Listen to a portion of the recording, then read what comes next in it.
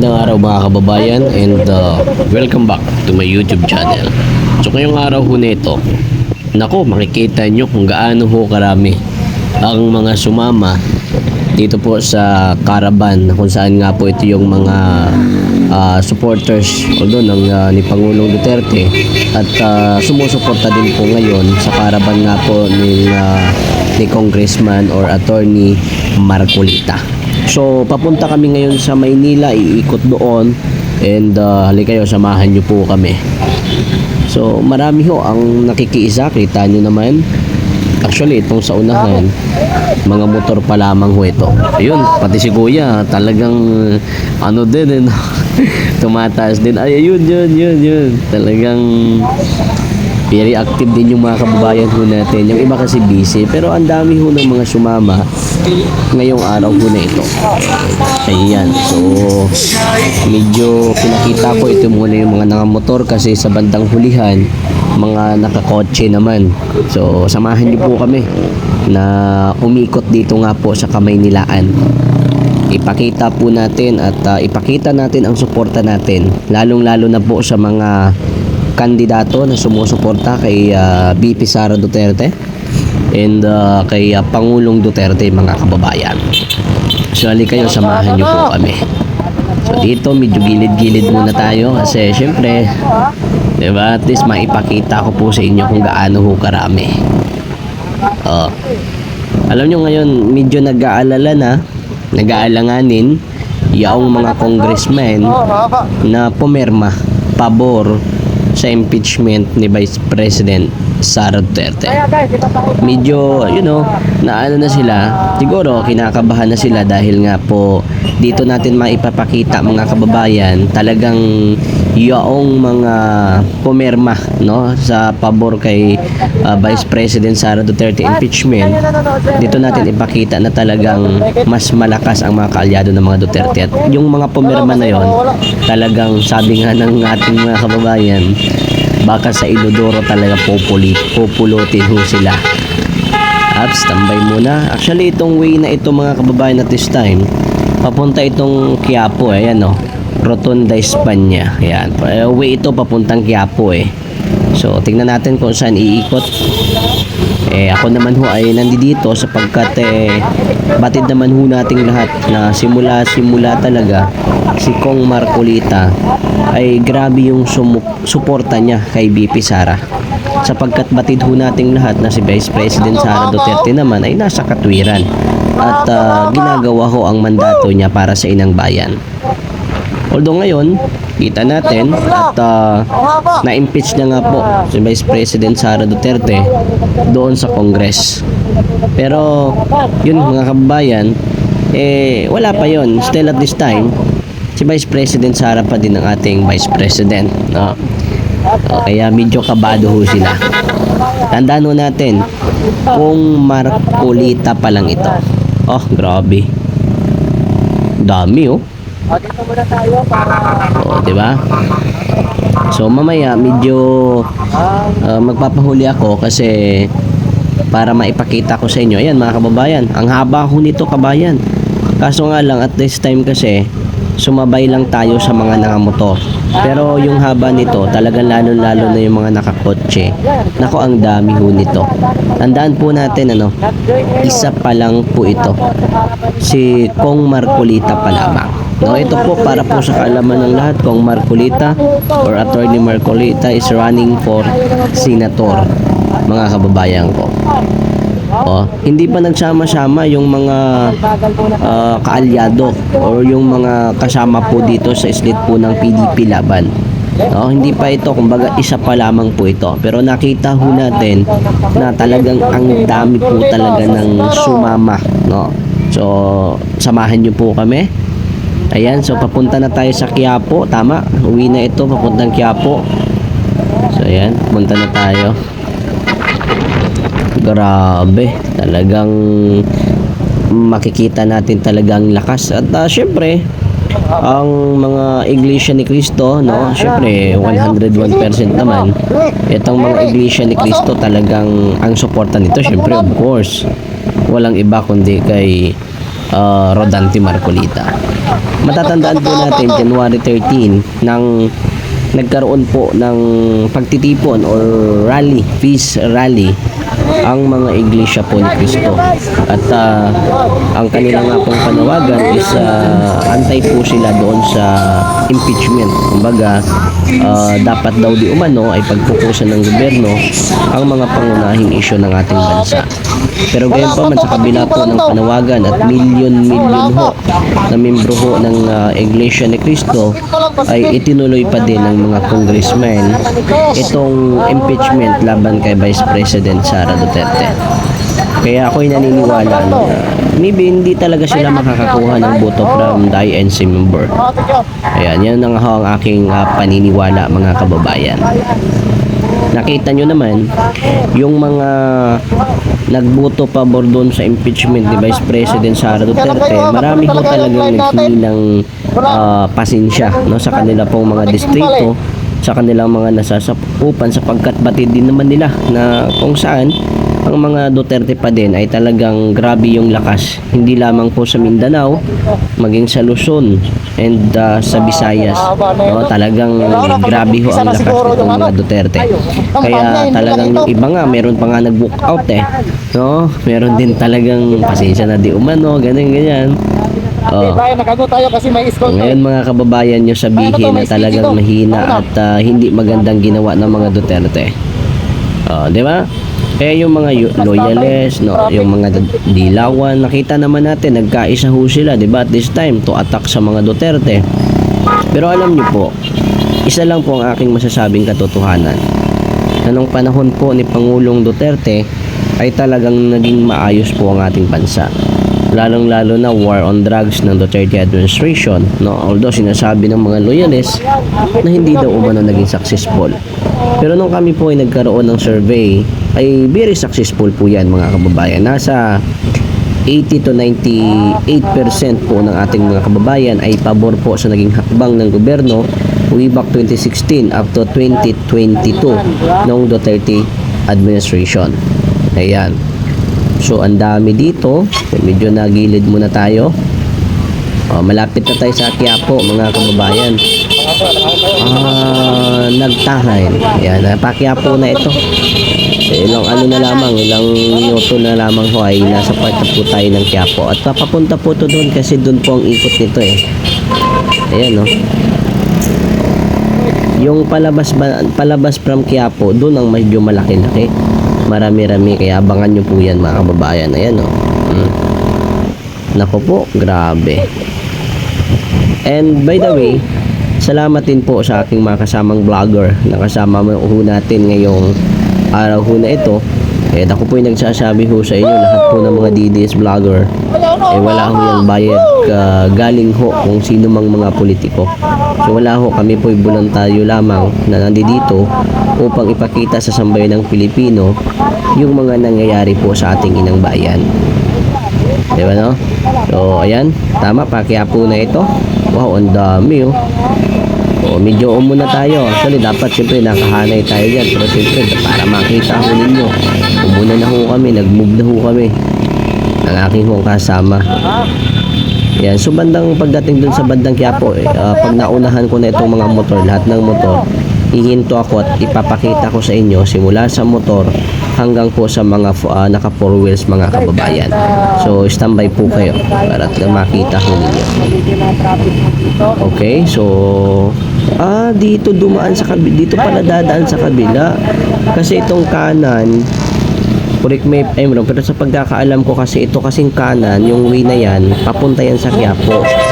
Okay, so dito pala dito banda sa dulo, umano pala. Okay, dito. So standby tayo muna dito. Ayan si Tatay Ani. So grabe pang bigatin yung motor, Naka 3 wheels. So mamaya doon banda sa dulo pag mayroon tayong bakanting maistambayan. So i-standby po ako para at least makita po ninyo. Yun yung pinakauna. So ipapakita ko sa inyo yung dito. Yan. So sunod-sunod po yan. Simula dyan hanggang doon sa mga naka 4 wheels. Kaya yung abangan ho ninyo. Dahil naku, marami-rami ito, mga kababayan. Ayan. So dadaan din dito maya-maya si Attorney Marcolita at Attorney Bundok. So bago tayo mag-move, no? So hintayin muna natin na makadaan siya dito para at least makita po ninyo. Kasi kanina pa tayo nag-video, hindi nyo pa nakikita maging si Attorney Bundok, si Kong Marcolita. So ito naman yung speaker o sound, hindi ko si Tambalos-los ha. Okay, ano po yan, sound po yan. Okay. So dito tayo sa dulo. So hintayin ko muna makadaan sila at maipakita ko sa inyo kung gaano ho ito kadami. Malapit na silang dadaan. Ang alam ko dito nandiyan sa hulihan si Attorney Bundok, kasama po natin. Ang isa sa pinaka talagang hindi ko talaga din iwan ang mga Duterte up to the last. Ito mga kababayan, marami. Dito din po ang mga vlogger, meron silang isang sasakyan na nandyan po nagsama-sama yung mga vlogger. Ito yan. Ayan, ang dami mga vlogger. So dito na, yan po mga kababayan. Nandun sa Attorney Marcolita. Ayun. Ang dami pa sasakyan sa likuran. Ayun, at ang alam ko nandito din si Attorney Bundok. Ito. Sa susunod po, ito. Yan, si Attorney Bundok. Wow, grabe yun. O, diba? Ang ayun. Doon po sila at hindi lamang po yan mga kababayan, madami pa po yan. O ayan, yung mga naka-hazard ho na yan, mga kasama din po natin yan sila mga kababayan. Yun, mga nakapang-hazard na yan, mga nakapang-4 wheels ho na yan. Kasama po natin yan dito po sa ginawang caravan nga po. Itong grupo po ni Dan Marcolita o ni Kong Marcolita. Okay? So, yun. Diretso na tayo para at least kasi ang dami pang haba pa eh. Pero siyempre kailangan na natin pumunta doon sa dulo para makasabay tayo doon banda kay kila Kong Marcolita. Ayan, doon tayo banda, sasabay tayo. Ay, dito pala liliko. Ibig sabihin, hindi pala talaga dumaan ito sa doon sa Recto Avenue lang ito. Hindi pala talaga dumaan doon sa mismong Quiapo Church. Kaya naman, grabing traffic doon pagka doon dumaan. So, kaya pala dito muna. Dito lang yan. Walang sigurado kung saan papunta dito ikot nito, pero kakakuho naman ay sumabay lamang din po sa ito po. Ayan. Ayan sila. Ayan to sa Attorney Bundok. Ayun. At si Kong Marcolita naman yung nasa dulo. Ayan yung nasa gitnang maraming sakay na yan. Si Kong Marcolita kinuha ko ni Manong Guard. Ayan. Ito si Kong Marcolita mga kababayan. Isa pa lang ito pero ang dami. Yun.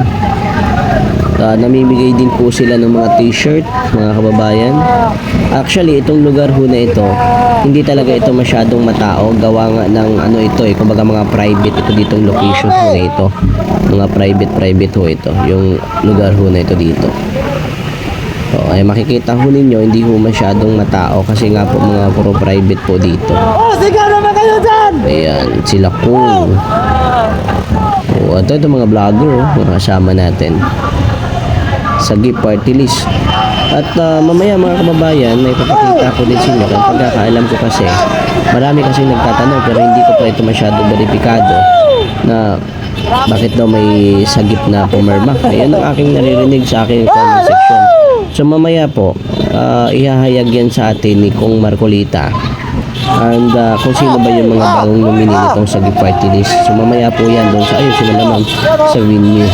So abangan po ninyo yung mga katanungan po ninyo at bakit po yan ang nangyayari daw. Marami nagtatanong git kanyang-kanyang. So mamaya po sa venue. At kung sino ba yung mga first nominee, second nominee, and third nominee itong sa gift party list, itong parating po na election. Dahil si Kong Marcolita, isa po ito talaga, diba? Siya yung pinaka, ang alam ko, correct me if I'm wrong, first nominee siya ng sa gift party list. So, dahil nga po siya itatakbo ng senador this coming election 2025, At syempre, hindi na siya doon kumaga, wala na siya doon. Hindi na siya doon nominado. Yung sa battery na Kaya nakuha abangan ni natin Tisay. mamaya kung sino ba yung mga bagong nominado nitong sa gift party Yan yung list. sa bus, yung sa bus. So dito mga kababayan yun, may sila kuya naghihingi. Dito nasa nakakotse, talagang sulit doon, naghihingi din no. Ito yung mga nasa bus, ayan. So medyo traffic na mga kababayan. So by the way guys, kami po yung naghihingi sa inyo ng dispensa. Pasensya ho kung ito ho'y nagkaroon at batid ho namin lahat na nagkaroon po ito ng pag-traffic at normal naman talaga yan at pag campaign season na lalo na po hindi lamang ho sa Metro Manila maging sa iba't ibang lugar po no, ng ating bansang Pilipinas ay mas dadami. Ayan sila Kung yun si Marcolita, si Kung Marcolita nandun eto guys, so andun dito na tayo. Ayan yun, medyo masikip ang daanan dito. Yun, may nag-high pa. Gaya ng sinabi ko, mga private property po ito dito. Kaya kung mapapansin po ninyo, ayan, tingnan po tulad po niyan, hindi po ito masyado talaga madaming tao dito kasi nga po mga private itong dinadaanan po natin. No? Yung mga ano ba, hindi siya like example, nung Quiapo. Pagkakipusapang Quiapo kasi nandyan maraming tao dyan. Dito kasi mga private, kaya Ano kita akala niyo nyo, po yan. sabi Di nyo? ba? Dirito Mga na yung building, loro. ang Quiapo kasi ano yun, ang talagang dami nakaman. marami doon nagtitinda din, then Walang may yan, talagang patikim tao. pa lang to, patikim. Ayan, dito na kami mga kababayan. Grabe.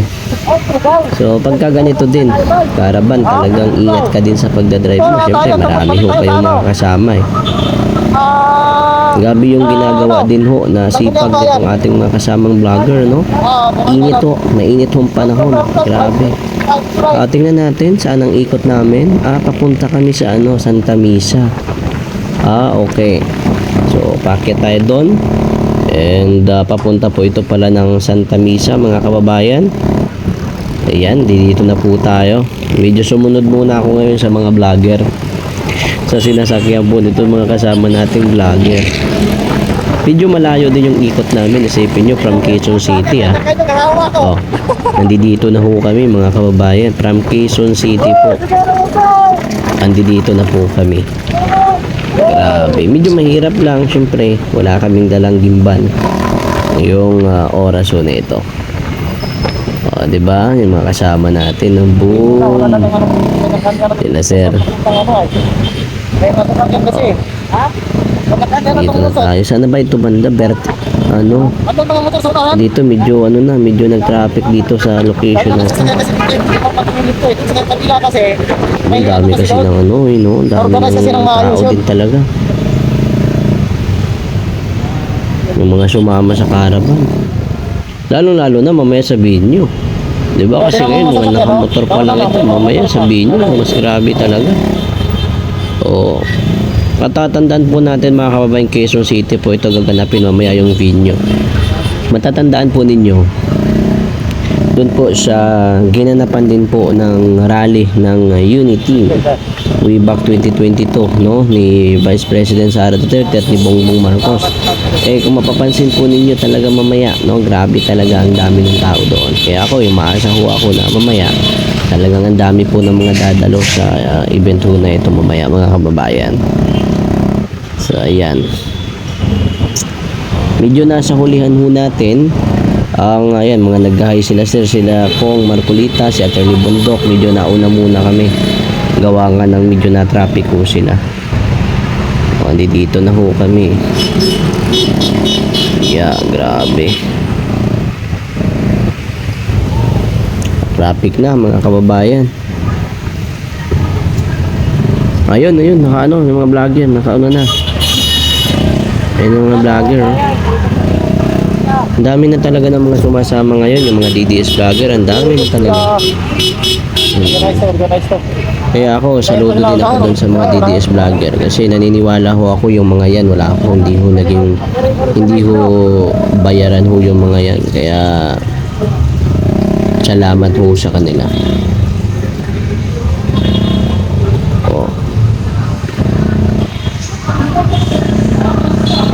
Sige daw, ayan na. Dito na kami. Ito, dito masyado kabisado. Diba? Yan, ang dami nila. Kasama natin yan. Grabe. Diba ang haba ng mga ano, ang daming mga nakamotor. O, ayan o.